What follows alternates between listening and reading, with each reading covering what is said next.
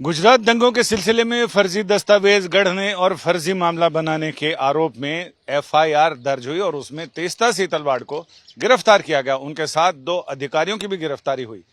तीस्ता सीतलवाड़ ने supreme court में जमानत के लिए अर्जी लगाई है। सुप्रीम कोर्ट ने आज इस मामले में लगभग 2 घंटे सुनवाई की और अब कोर्ट ने कहा है कि शुक्रवार 2 बजे इस पर फिर आगे सुनवाई होगी। लेकिन आज चली सुनवाई के रुख से यह साफ हो गया कि कोर्ट सुनेगा तो सही, इसमें गुजरात सरकार को भी सुनेगा, लेकिन कोर्ट ने जमानत देने का मन बना लिया है।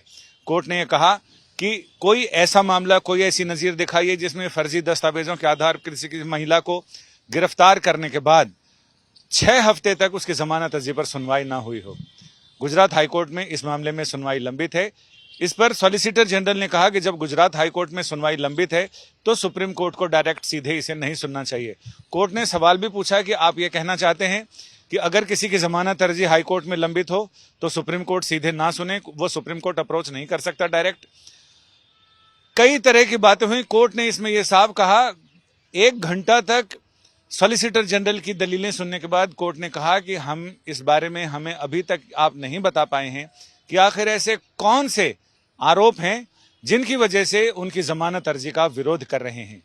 उनका यह कहना था कि कोई मर्डर का मामला हो, 302, 307 का मामला हो तो उसमें समझ में आता है।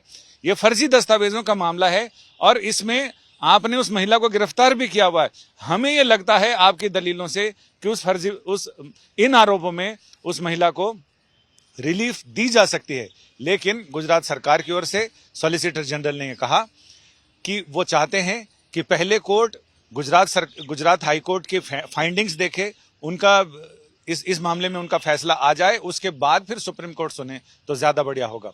सुप्रीम कोर्ट ने पूरी सुनवाई के बाद यह कहा कि वो एक ऐसी नजीर, एक ऐसा मामला, एक ऐसा पुराना कोई मुकदमा लेकर आए जिसमें किसी महिला पर इस तरह के आरोप हों फर्जी दस्तावेज गढ़ने के और उसे 6 हफ्ते तक उसकी जमानत अर्जी टाल दी गई हो। कोर्ट ने यह भी कहा कि दस्तावेज और सबूत आपने जैसे ही सुप्रीम कोर्ट का ऑर्डर आया अगले ही दिन आपने एफआईआर दर्ज कर ली, उसके बाद तुरंत फौरन उन्हें गिरफ्तार कर लिया गया, जबकि आपकी एजेंसी के पास से सुविधा थी कि वो हिरासत में रखकर भी उनसे पूछताछ कर सकते थे। अच्छा, जब से आपने उनको गिरफ्तार किया है तब से बाकी और लोगों से भी आपने दरियाफ्त और पूछताछ की होगी। उसमें कुछ ऐसे नतीजे, कुछ ऐसी चीजें आई हैं जो इनके आरोप को और इंटेंसिफाई करती हैं।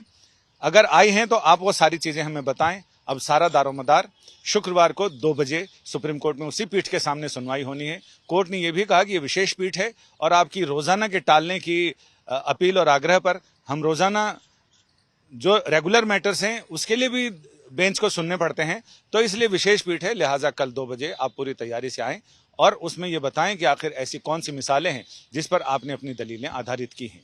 अब सबकी निगाहें शुक्रवार 2 बजे तक रुकी हैं, जब चीफ जस्टिस की अगुवाई वाली कोर्ट बेंच इस मामले में सुनवाई करेगी। कैमरामैन अश्विनी हेलन के साथ संजय शर्मा, दिल्ली आज तक।